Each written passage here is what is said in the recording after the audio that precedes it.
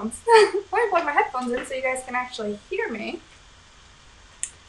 I'm prepared today. You know. Am I right? Okay. Hopefully you all can hear what I'm saying now. Cool. So, here we are on Thursday. It is time for our Q&A call. Wine today. Of wine and whining is what I want to talk about. So, what I mean when I say whining is exactly what it sounds like.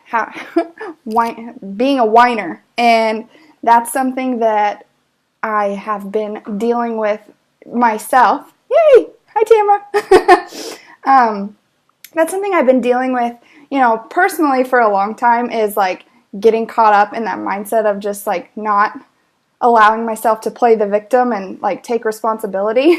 And because it's something that I've worked so hard to achieve, myself and in my business and just personally, it's also something that I take like really seriously with my with my clients. And like being a whiner and playing the victim and making a million excuses for why you can't get where you want to go is like it drives me nuts. So I really wanted to talk about that today. So if you're here, say hi so I know that you're here. I see Tamara. It's nice to see you. So let's just get started. So for those of you who are new, I just kind of like go into these Q&A calls with a theme. Any questions that you have, hit me with them.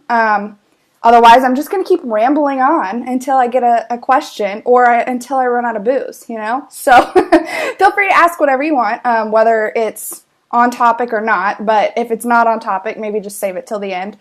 But cool. So one of the things that, like I already said, drives me freaking nuts is whining and not taking responsibility for your actions. And how I hear that come up the most is when we're talking about like getting stuff done in our business. Get shit done. Getting shit done in our business takes a lot of energy and time. It's exhausting too. Being a victim takes energy. Yes, it does. It really does. So, like I said a minute ago, I've had to overcome this myself.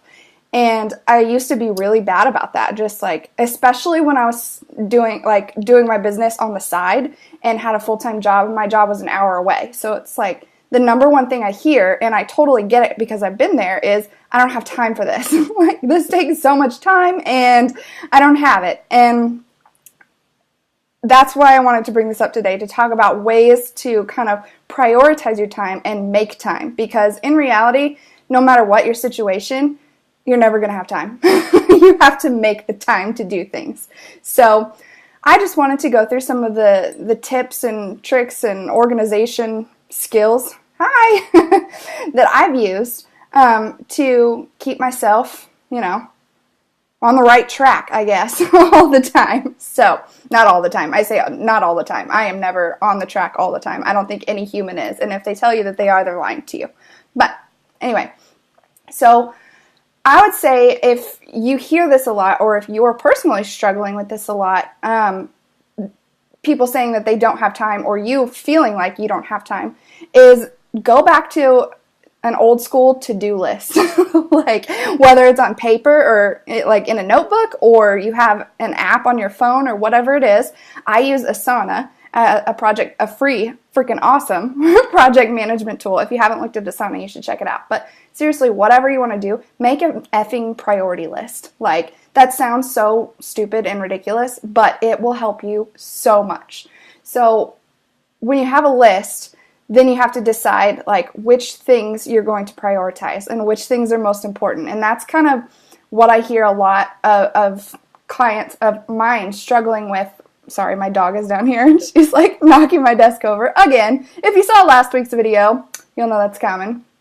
Anyway, so like, you hear you don't have time, but it's also like, okay, well, I've blocked out this time, I've made time, but I don't know what to focus on. Like, how do I know if I'm wasting time, or if this is something that's valuable that I should be spending my time on or not? So the way that you can kind of think through that is to figure out if it's going to make you money. Focus on profit first. Money-making tasks should always go to the top of your list. And that is something that I have personally struggled so hard with, because I'm the creator archetype, which means that like I have all these awesome ideas, and I'm also a sage archetype, which means that I'm like OCD, analytical planner. So what happens is I have all these ideas and I have all these plans for how to make them happen, and I just sit around and like keep planning and plan and plan and plan forever and never actually do anything when I block off that time. So focusing on figuring out what the money-making tasks are, like go through and figure out, okay, well, what's the plan for doing this? Like, let's say you have, writing articles for your blog or recording videos or whatever it is. It doesn't really matter.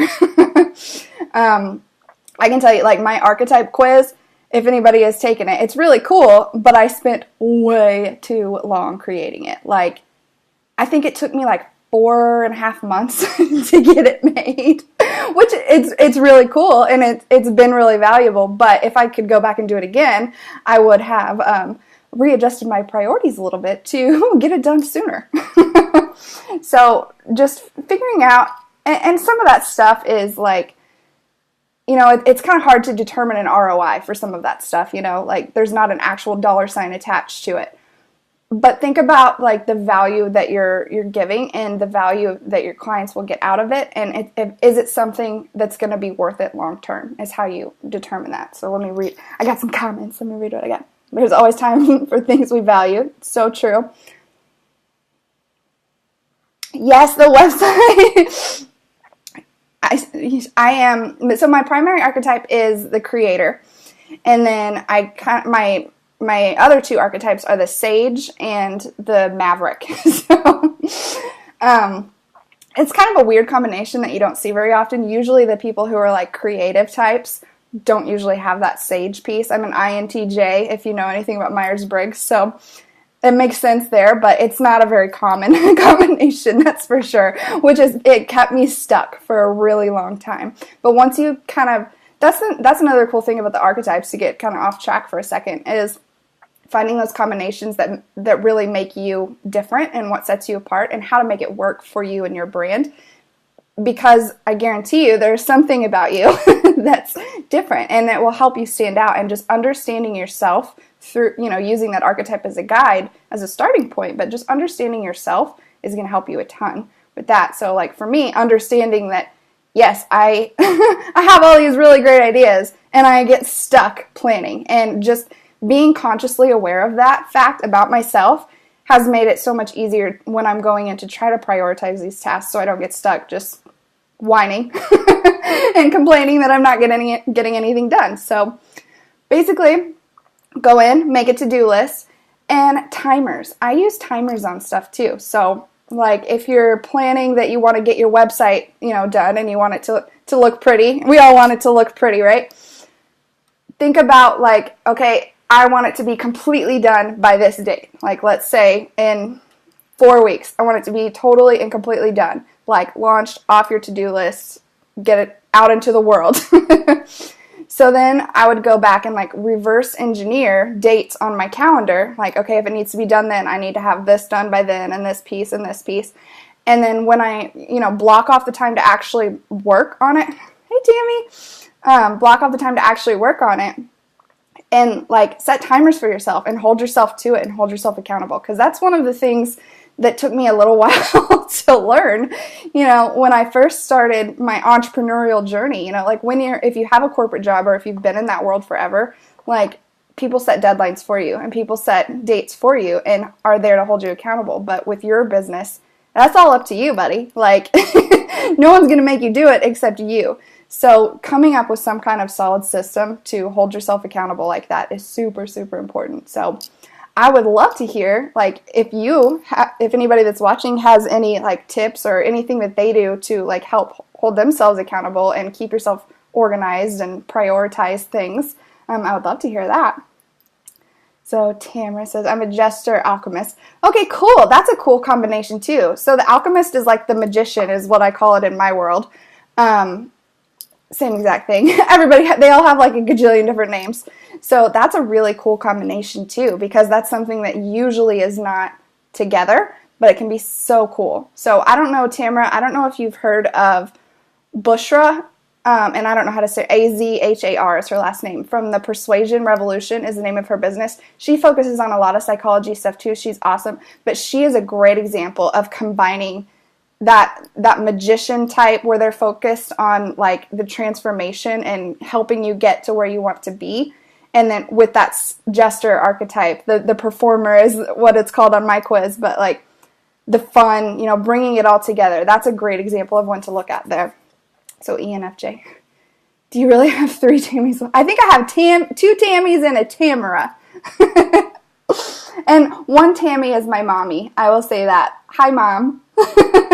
So she's very supportive, and I love it. But she also has her own business, too. So she's not just here just because she likes me. But so, yeah. So those are my main tips for not letting myself fall victim and be a whiner, because really at the end of the day, like I said a second ago, it's your responsibility, and nobody's going to make you do it if you don't do it, and nobody wants to be a whiner, and nobody wants to be a victim. Like I said, I realize how important that is, and that's just something that I've put boundaries. We've talked a lot about boundaries already in this group. Your full name is Tamara too. How funny. My husband, he cracks me up. He always wants people to have a full name, and if they don't, he'll make it up. So my mom is Tammy, but that's her full name. But he calls her Tamitha just because he wants everybody to have a name. Anyway, sorry. Random side note. But yeah, so that's pretty much my chat on whining and not being a victim. Like I said, I hold it pretty close to my heart because it drives me freaking nuts when I constantly hear that stuff from clients over and over and over again. So it's super important to just take responsibility for your stuff and, make sure that whatever you're committing to, you can actually get it done and you can actually hold yourself accountable. And there are so many cool ways that you can do that. Aside from just a to-do list, seriously get a board and put it up on your wall or sticky notes or whatever your system is, figure out your system to get it done. So yeah, keep it short and sweet today. And I'm liking the short videos. Nobody's got time to watch huge, giant, long videos. So I'm going for quality over quantity here in terms of time. And hopefully you guys are enjoying it. So yeah, that's today's chat. I will be back in here on Sunday with Heather Hartman Johnson to talk about her business, and she's a confidence and visibility coach. So all the people in this group who are scared of doing video, who really want to do it, but they're scared of doing video and just afraid of being visible and getting themselves out there, come to Spotlight Sunday this week. Seriously, that is Heather's thing. She is awesome. So you can go check out the events tab over in, the sidebar of the Facebook group, wherever it is. You know how Facebook works. But check out Heather's info. She's got a really cool freebie in there, too, that you can download. It's her 10 tips for visibility stuff. I forget what it's actually called, so don't take my forgetting as meaning that it's not awesome, because it is totally awesome, and so is Heather. So I hope you guys will all come back on Sunday for Spotlight Sunday, because it's going to be so cool, and I'm so excited. So I will talk to you then. In the meantime, if you have any, questions or anything like this, watching the replay, just put them in, if anything that I didn't cover about how I kind of prioritize and manage everything on my to-do list and my calendar, blocking off time. I'm happy to answer any questions that you have, and I'm looking forward to talking to you more. So, oh wait, I got more comments. I love comments. So, your name is Harry. Harold Edward. Okay, dogs always get random names too. Our family dogs always have 5 different names, and they respond to all of them. It's hilarious. I have to rewatch the beginning. Okay. Yes, taking responsibility is huge, and taking back the power, because if you can't do it for yourself, no one else is gonna join you on the journey. So it's been awesome talking to you guys today. I can't wait to talk to you more on Sunday, and let me know if you have any questions. All right, have a good Thursday evening.